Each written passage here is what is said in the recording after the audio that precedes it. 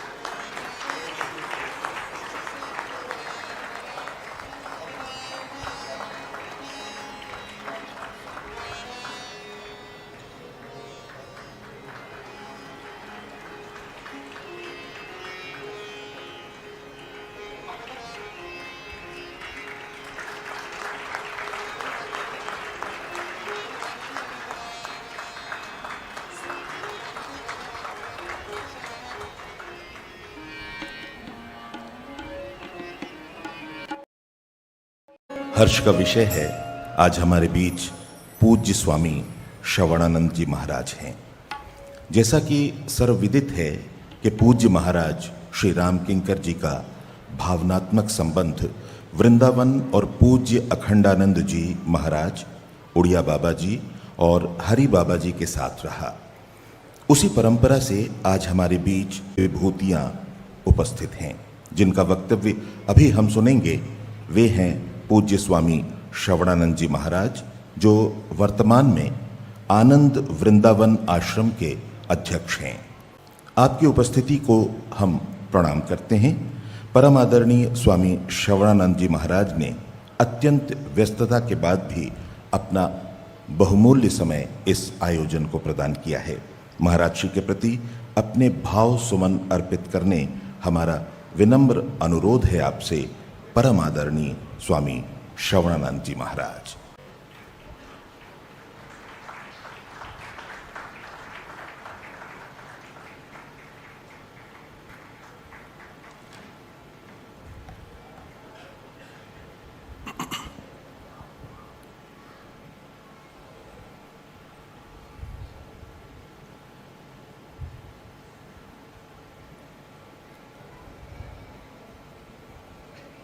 नमः परमहंसा स्वादित चरण कमल चिन्ह मकरंदाय भक्तजन मानस निवासाय श्री रामचंद्राय। वागीसा यस्य बदने लक्ष्मीर्यस्य च वक्षसि यस्यास्ते हृदये संवित् तं नृसिंहमहं भजे। अखंडानंद बोधाय शिष्य संतापहारिणे सच्चिदानंद रूपाय तस्मै श्री गुरवे नमः।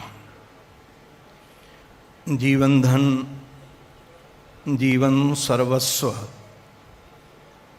आराध्य श्री सद्गुरुदेव भगवान के युगल पावन पवित्र चरणारविंदों में साष्टांग प्रणिपात। परमादरणीय पूज्य श्री युग तुलसी पंडित जी महाराज, जो साक्षात श्री राघव के करुणा के ही साकार विग्रह हैं, मैं गुरुकल्प पूज्य महर्षि के श्री चरणों में भी साष्टांग प्रणिपात करता हूँ। परमादरणीय पूज्य भाई जी, परमादरणीय पूज्य बापू जी, परमादरणीय पूज्य श्री संतोष दास जी महाराज, पूज्य श्री नारायण दास जी महाराज, स्वामी श्री महसानंद जी महाराज, पूज्य संत चरण, पूज्य विद्वत वृंद, पूज्य हमारे श्री मनोज मोहन शास्त्री जी, गुरु से, गोविंद से और ग्रंथ से अनुराग रखने वाले भक्तवृंद एवं मातृशक्ति, आप सबके रूप में अपने आराध्य की ही अनेकानेक आकृतियों का दर्शन करता हुआ आप सबके भी पावन चरणों में मैं बारंबार वंदन करता हूँ। जिन महद विभूति के इस जन्म शताब्दी महोत्सव पर हम यहाँ समुपस्थित हैं, निश्चित रूप से वह संत प्रवर श्री तुलसीदास जी महाराज की दिव्य परंपरा के संभाग तो थे ही, किंतु ऐसी दिव्य शैली के प्रचारक और प्रसारक रहे जिसे हम बचपन से गुरुचरणों में सुनते थे कि एक प्रवचन की शैली होती है व्यास शैली, एक समास शैली होती है, एक सूत्र शैली होती है और एक हनुमत शैली होती है। तो मुझे लगता था ये हनुमत शैली क्या है। अधिकतर हनुमत शैली को विद्वानों ने यही माना कि सार सार बोल दिया जाए तो वो तो समाज शैली में आ गया। हनुमत शैली किसे कहा जाए? हनुमत शैली उसका नाम है जैसे एक वृक्ष में हजारों पके पके रसीले फल लगे हैं और उनको क्रम से ऐसे ढंग से ठाकुर को अर्पित कर दिया जाए कि जिस भी कांड में, जिस भी जगह पर एक जो भाव समाहित हो उसको इकट्ठा करके श्री राघव के चरणों में समर्पित कर दिया जाए। तो जो शैली है वो अद्भुत शैली है। मुझे ब्रज की शैली में एक बात आपके सामने रखनी है। प्रथम वह रख देता हूँ, हमारे ब्रज में एक साधना की पद्धति में एक बड़ी रसीली बात है। साधक प्रेमी यही चाहता है कि एक बार हमारा आराध्य, एक बार हमारा प्रीतम, एक बार हमारा स्वामी अपने मुख से कह दे कि तुम मेरे हो। एक बार तुम हंस के कह दो तू मेरा मैं तेरा। जीवन कृतार्थ हो गया। आपको जानकर आश्चर्य लगेगा, जिनकी परंपरा का संवाहक करने के लिए मैं यहाँ खड़ा हुआ हूँ, पूज्य स्वामी श्री अखंडानंद सरस्वती जी महाभाग हमारे तो आराध्य हैं, हमारे सर्वस्व हैं। किंतु आश्चर्य लगेगा पूज्य पंडित जी महाराज से वो कितना प्रेम करते थे, उनका उनके प्रति कितना स्नेह था। महर्षि एकादशी का व्रत रखते थे। एक दिन पूज्य पंडित जी महाराज ने उनको जबलपुर में आहूत किया, बुलाया, निमंत्रण दिया और उस दिन पंडित जी महाराज ने अपने हाथों से ही दिव्य भोजन तैयार किया था और महाराज श्री से निवेदन किया कि आप इस प्रसाद को पाएं। महाराज श्री ने अपना व्रत छोड़ करके और कहा पंडित जी ने बनाया है तो मैं जरूर पाऊंगा। और मैं कई बार इस बात का निश्चित रूप से चिंतन भी करता हूँ। ठाकुर रामकृष्ण परमहंस को निश्चित रूप से गौरव होगा कि हमारे स्वामी विवेकानंद जी महाराज जैसा हमारा शिष्य है। याद रखिएगा, जैसे योग्य गुरु होते हैं तो शिष्यों को गौरव होता है कि उनके हम शिष्य हैं। जैसे योग्य गुरु होते हैं तो शिष्यों को गौरव होता है कि हम उनके शिष्य हैं। ऐसे योग्य शिष्य यदि होता है तो गुरु को भी गौरव होता है कि हम उनके गुरु हैं। और इस बात का गौरव हमारे महर्षि को था। महर्षि ने उनको स्वयं मंत्र की दीक्षा दी। महर्षि के वो दीक्षित शिष्य थे, किंतु पूज्य पंडित जी महाराज के मुखारबिंद से बहुत कुछ बातें सुनने को मिलती नहीं थी। जो अंतरंग हैं वो जानते होंगे। पूज्य महाराज जी ने उनको राम मंत्र की दीक्षा दी। मैं आज विचार कर रहा था कि आज 4 तारीख से पूज्य भाई जी ने ये अनुष्ठान प्रारंभ किया है। 4 की संख्या का बड़ा महात्मा है।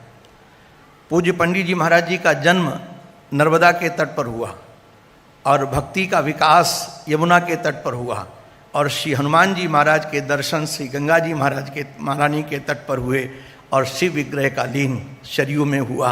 ये 4 का बड़ा महात्मा है। 4 नदियों से पूज्य पंडित जी महाराज का पूरा जीवन जुड़ा रहा। और मैं अपनी बात तो क्या कहूँ, मेरे को तो उनको बहुत उनका स्नेह मिला है, और जहाँ मैं खड़ा हूँ आज उनकी कृपा से खड़ा हूँ। जो बोल भी रहा हूँ ये उनकी कृपा से बोल रहा हूँ। बोलना भी उनकी कृपा से है।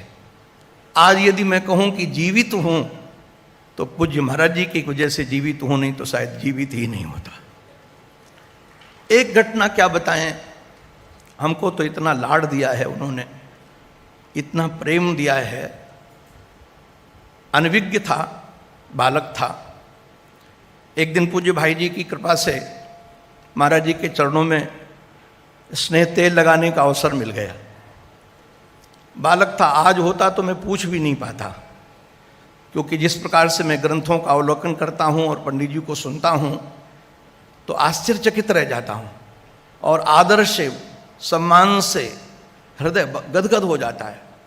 तो बालक होने के कारण मैंने पूज्य पंडित जी महाराज से पूछा, महाराज जी जैसा प्रवचन आप करते हो ऐसा प्रवचन करने के लिए ग्रंथ कौन पढ़ना चाहिए, कौन सा ग्रंथ पढ़ें जो आप जैसा प्रवचन करें। विद्यार्थी थे, पढ़ते थे। पूज्य महाराज जी बैठ गए और बैठ करके हमसे कहते हैं कि किसी की लॉटरी खुल जाए और वो अरबपति बन जाए, करोड़पति बन जाए, उससे कोई पूछे कि अरबपति बनने के लिए कौन सा व्यापार करना चाहिए, तो क्या वो ये कहे कि उसकी लॉटरी खुल गई है, तुम लॉटरी खेलना प्रारंभ कर दो। और मुस्कुरा कर मेरे सामने बोले कि हमारी तो लॉटरी खुल गई है, हमने कोई पढ़ा नहीं है, और केवल कृपा का फल है। महर्षि उस बात को केवल कृपा का फल मानते थे, और सचमुच में वो कृपा का ही फल है। आप जो थोड़े भी रामचरितमानस से जानकार हैं, थोड़े भी, महर्षि जिस प्रकार के अर्थों का संपादन करते हैं, आपको क्या कहें। मैं कल सुन रहा था पूज्य पंडित जी को, बोले किसी को किसी के पद पर अभिषिक्त किया जाता है तो पद तो गरिमा में है, तो ये नहीं कहा जाता कि उसको उसके सर पर स्थापित किया गया है, उसको पद पर स्थापित किया गया है। इसका अर्थ क्या है, पद शरीर के बोझ को तो ढोते हैं, बाह सम्मान करते हैं, किंतु अभिमान नहीं करते कि हम इस पद, हमारे ऊपर सारा बोझ लदा हुआ है। तो जिस पद पर जिसको स्थापित किया जाए वह निश्चित रूप से पद का संवाहन तो करे, उस जिम्मेदारी तो निभाए, किंतु अभिमान से कभी न भरे कि हम इस पद पर अलंकृत किए गए। ऐसे जीवन के रसीले रसीले सूत्र, मैं ज़्यादा समय नहीं लूँगा। आज मध्याह्न में एक भाव मेरे मानस में आया पूज्य भाई जी के प्रति, उस भाव को मैं पूज्य महाराज जी के चरणों में निवेदित करूँगा, क्योंकि इस भाव को सुनकर के पूज्य महाराज जी जरूर प्रसन्न होंगे, जरूर आनंदित होंगे। वैसे तो हमारे ज्येष्ठ और श्रेष्ठ भ्राता हैं ये, किंतु एक विद्या के गुरु भी हमारे हैं ये, इनको मैं अपना गुरु मानता हूँ। पूज्य पंडित जी महाराज की सेवा में थे। एक दिन सायंकाल निकल रहे थे तो हमारे पूज्य डॉक्टर स्वामी गोविंदानंद जी महाराज ने इनकी प्रशंसा की और कहा कि आप जैसा गुरु सेवक नहीं देखा हमने। तो पूज्य भाई जी ने हाथ जोड़ करके कहा, क्या हमको आप महाराज जी की सेवा में रहने देना चाहते हो कि नहीं रहने देना चाहते हो, और प्रशंसा नहीं सुनी। तो आज मेरे चित्त में एक बात आई मध्याह्न में, वो मैं आपके सामने प्रस्तुत करता हूँ और वाणी को पूज्य महाराज जी के चरणों में समर्पित करूँगा। माँ श्री मैथिली के माँ श्री मैथिली ने उपकार का स्मरण कर, माँ श्री मैथिली ने उपकार का स्मरण कर। महाभारत में ध्यान रखिएगा आप लोग, ब्राह्मण की हत्या हो जाए तो प्रायश्चित है, गो हत्या हो जाए तो प्रायश्चित है, किंतु जो उपकार को स्वीकार नहीं करता उसके अपराध का कोई प्रायश्चित नहीं है। इसलिए महद पुरुष लोग छोटे छोटे उपकार को भी स्मरण में रखते हैं। तो यहाँ माँ श्री मैथिली ने उपकार का स्मरण कर अपनी निज अली को श्री मैथिली शरण बनाया है। अपनी निज अली को मैथिली शरण बनाया है। सेवा समर्पण साधुता जीवन में अपनाया है। ममता अहंता मिटाकर सार सेवा का ही सिखाया है। सेवा बस रघुनाथ जिनके हुए बनी किंकर बस उन्हीं के, बनिए किंकर बस उन्हीं के। ध्यान रखिएगा, जो राम के किंकर हैं, आप यदि अपना कल्याण चाहते हो तो उसी के किंकर बनो, क्योंकि भगवान को दासानुदास बहुत प्रिय है। भगवान को दासानुदास बहुत प्रिय हैं। यहाँ वर्णन है, सेवा बस रघुनाथ जिनके हुए बनो किंकर बस उन्हीं के। सेवा से मिलते हैं श्री रघुनाथ, सेवा करो सेवा करो करके दिखाया है। सेवा करो करके दिखाया है। तो निश्चित रूप से हमारे श्री मैथिली शरण जी श्री किशोरी जी के निज अली ही हैं, सखी ही हैं, जो समीप में रहकर आज इस सेवा में लगे हैं। और मुझे तो इतनी खुशी हुई, पूज्य बापू जी ने आते ही जनकपुर का स्मरण किया और कहा कि ये रचना बड़ी भली बनी है। अभिप्राय ये है, कहीं न कहीं जनकपुर से इनका संबंध है। और आदरणीय माता जी भी, हमारी मालिनी मैया भी जनकपुर से संबंध रखती हैं उधर से।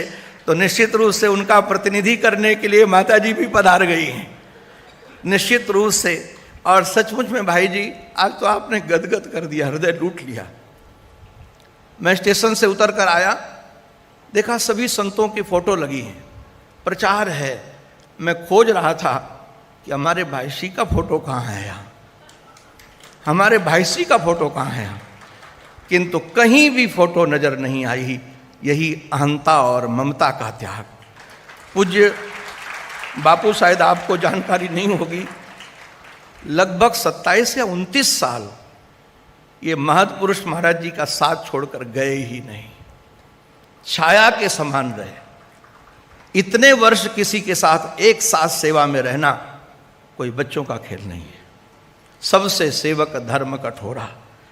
और जिस प्रकार से आपने ये शताब्दी महोत्सव मनाया है, हृदय बहुत गदगद है। आपको ज्येष्ठ श्रेष्ठ भ्राता के रूप में तो मैं वंदन करता ही हूँ, अपने गुरु के रूप में भी आपको वर्णन करता हूँ। जो आपने मुझे एक सेवा का धर्म सिखाया है, आपको वंदन करता हूँ। और आप सभी संतों को, विद्वानों को ऐसी अद्भुत शैली, मुझे कहने का मन तो बहुत है, किंतु एक समय की मर्यादा है। और हमारे महर्षि कहते थे, जो अपनी बात 5 मिनट में नहीं रख सकता है, वो 5 घंटे में भी नहीं रख सकता है। जो अपनी बात 5 मिनट में नहीं रख सकता, वो 5 घंटे में भी नहीं रख सकता। और महर्षि कहते, क्या वासना है कि सब यहीं बोलना है, अभी बोलना है। और हमारा तो एक भी प्रवचन ऐसा नहीं होता है, आप लोग YouTube में देख लीजिए, जिसमें पूज्य पंडित जी का स्मरण न होता हो, उनका चिंतन न होता हो। ये तो हमारे लिए मन मानस में बसने वाले राजहंस हैं, और उनका सतत चिंतन, सतत विचार चलता रहता है। उन्हीं को सुनता हूँ और उन्हीं को गुनगुनाता रहता हूँ, उन्हीं के चरणों में पड़ा हूँ। तो निश्चित रूप से गुरु को गौरव देने वाले शिष्य पूज्य पंडित जी महाराज, शिष्यों को गौरव देने वाले पूज्य पंडित जी महाराज, निश्चित रूप से विद्वानों को गौरव देने वाले पूज्य पंडित जी महाराज, वक्ताओं को भी गौरव देने वाले पूज्य पंडित जी महाराज, ऐसे श्री महर्षि के गुरु रूप में मैं साष्टांग वंदन करता हूँ। और बस यही प्रार्थना करता हूँ, जैसे उनकी मति श्री रघुनाथ के चरणों में सतत लगी थी, उनकी कृपा से हमारी भी मति सतत उनके ही चरणों में लगी रहे, रघुनाथ के चरणों में लगी रहे। इसी प्रार्थना के साथ ये उनकी वाणी उन्हीं के पावन पवित्र चरणारविंदों में समर्पित। बोलो भक्तवत्सल भगवान की जय।